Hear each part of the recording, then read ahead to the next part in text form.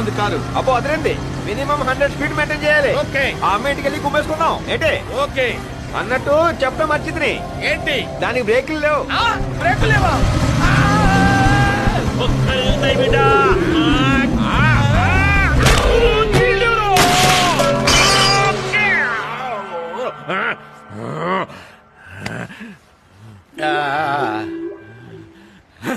అయ్యా ఏమ్రా డాష్ కొట్టడానికి నీకు జాగేడ దొరకలేదురా?